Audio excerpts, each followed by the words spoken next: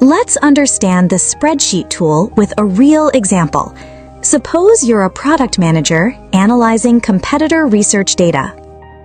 First, select a Claude model for better document analysis. Then, turn on the Spreadsheet toggle in the toolkit. Next, go to the plus icon, click on Add File, and upload your competitor research CSV file with details like brand, positioning, pricing, strengths, weaknesses, etc. Now, enter the prompt. Analyze this competitor research data and identify key market trends, compare positioning across brands, highlight top competitors based on traffic and ratings, suggest gaps and opportunities in the market.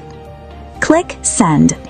Within seconds, the model reads the entire spreadsheet and provides a structured analysis.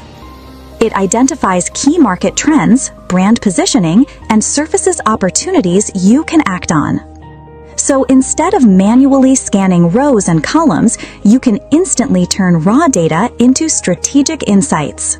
This is especially useful for working with structured data, competitive analysis, and business research.